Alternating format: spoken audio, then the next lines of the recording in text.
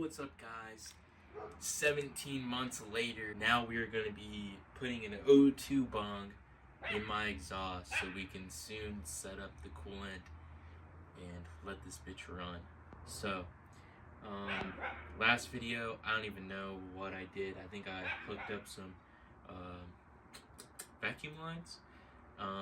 Now we have like half the exhaust done, and so I need to put a bung in the O2 because we also need to get a drive shaft before we finish the exhaust, because we got the exhaust about halfway down the car and we're like, wait, this might hit the drive shaft. So O2 bung gonna go in.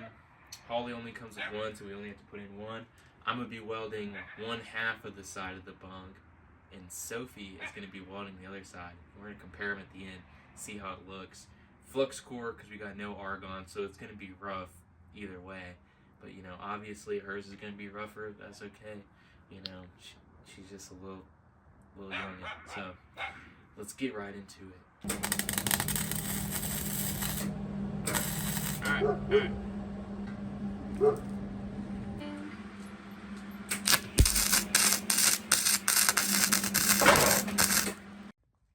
Alright, here's the beautiful Welds. Sophie did probably like a quarter of it. I did, I don't know, maybe half of it. And then my brother did some. And then he went over whatever I did. Obviously looks like crap. This is a MIG machine, but no argon, so basically flux. But I don't think it's flux wire in the machine either. So turns out super rough. And then you don't have, like, you know, the gas to cool it off when you're going, so it's just super hot. But I'll probably buy a bottle soon. You know, income tax just came in. But I'm gonna grind this down and see what it'll look like afterwards. Random update, since I don't film anything consecutively.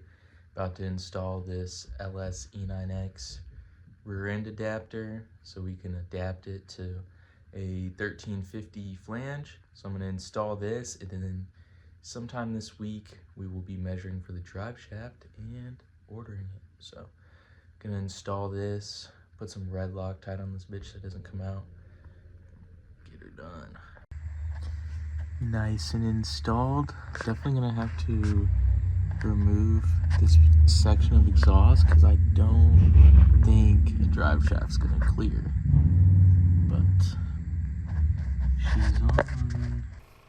eBay drive shaft is here. Showed up in literally 2 days. I ordered it Tuesday morning around 9 o'clock. Got shipped around 2 o'clock that day. Picked up by UPS. Got here Thursday, today's Friday. Absolutely insane. This thing was $468 shipped after taxes on eBay. Shipping was about $60. I don't remember exactly what taxes was, but $468. Came with the slip yoke and Spicer 1350 flange on the other side, which will bolt up to our rear diffs adapter plate. So pretty awesome. You know, hopefully this thing is perfect. You know, I don't want there to be any vibration issues or anything, but in order to put this on, I got to take off part of the exhaust, front and back. Then I'll also have to take off the tail shaft housing off of the back of the 4L80, remove a little O-ring, put it back on. Then we can put this in, because this slip yoke does not have a bleeder hole.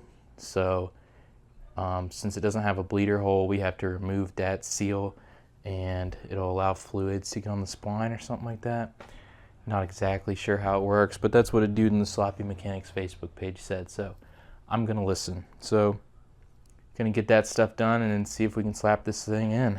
Saturday, got the Amazon headband on, about to get back into the car. Took the tail shaft housing off. Yesterday, wasn't sure what I needed to remove. Was waiting on a reply. Got the reply. Got to take off this little metal sleeve. So I'll show you guys that when I get under there, and then bolt the tail shaft housing back up, be able to slide the drive shaft in. So let's get under the car, about to crack open God's Nectar, Juneberry, Sea Blue, Red Bull. Turn on some Paramore or something on the DeWalt speaker. Get to work. Here we are under the car. This is what I was talking about. In the YouTube video I saw, the guy was talking about a seal somewhere on the output shaft, but looks like he had a different output shaft than I did. I've read that there's 5 different 4L80 output shafts. Not sure how true that is, but no O-ring over here, but this is what you have to remove. So we're gonna remove this, put the tail shaft housing back on, blue Loctite on the threads, then we should be good to go. I'm gonna put some, I mean, it feels kind of lubed. I'm gonna put some trans fluid on these splines so the slip yoke will go on nice and smooth, and we should be good to go. All right, drive shaft is in, eBay drive shaft bolted up flawlessly to the rear end adapter from LSE9X, slip yoke, everything perfectly fine.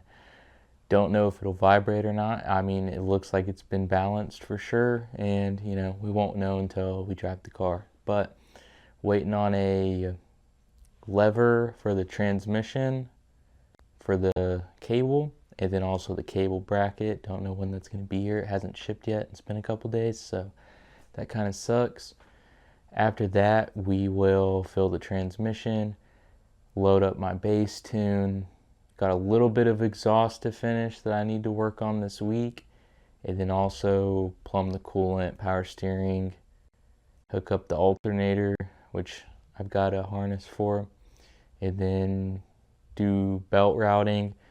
And hopefully in between that time, like before I'm buttoning it up, I can figure out how to make the AC work. I did see one other dude with an LS swapped E60 that has AC, and it looks like he just used the factory AC compressor from when it was a BMW motor, and it was just mounted low passenger side, and it was able to work. So maybe we can get that to work with this F-body spacing. You know, we'll take some corrections, but then I don't have to make custom AC lines, because this is a lot different than the 3 Series cars that just have fittings on the firewall that you can adapt from to make your lines for your GM AC compressor. So E60 is a little different. So hopefully we can make that work. There's absolutely no way I want this to be a daily and have no AC, because the summer it's in the 90s every single day. So AC, big must have, definitely got to work on that. And then also got to mount the shifter. So custom shifter mount will be priority right now. And then I'll probably make a custom center trim like what used to go around the factory shifter, but to fit around the aftermarket shifter, so there's not a big hole around the shifter in our mount, so we can fill it in, make it look as factory as possible, and show off the shifter a little bit, of course. So that's what we've got. I did make a Sloppy Mechanics inspired base map for the Holly, following his videos from a couple years ago.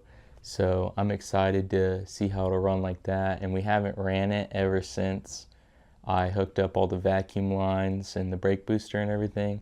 So that'll be nice to see. Hopefully it'll idle nicely, not at 2,700 RPMs or whatever it did before when it had the vacuum leaks and I got it started. But yeah, glad to be back. I did end up taking a very long break, and it wasn't even meant to be a break. Just kind of lost motivation here and there, and then it led to be longer and longer. Got sick like a lot. Once it got cold, I was just sick like every month. And I also ended up going up to Colorado. I went with my girlfriend, my brother, his girlfriend, and then my sister and my niece. We all flew out to Colorado, spent like almost a week with my grandmother. That was super awesome.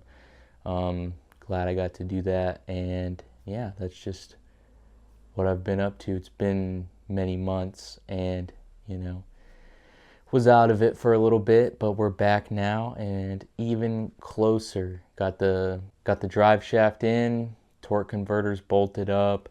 It's bolted up on the rear end.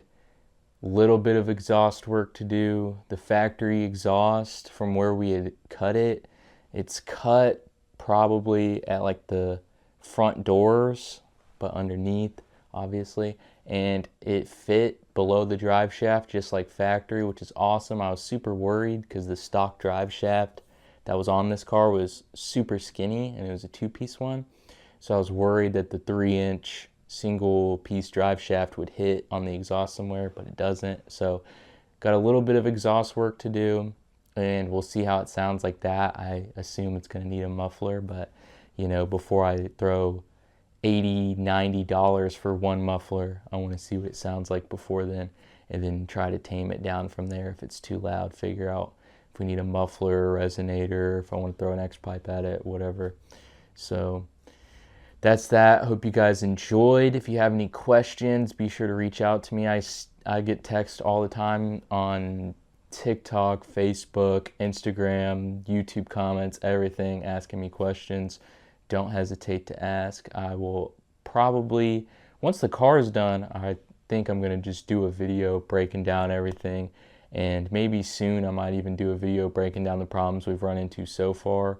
Because, I don't want to say that we're over all of them yet, because I'm sure we're going to run into a few more, but we've ran into, quite a few differences with the 5 Series cars and between the 5 Series and the 3 Series.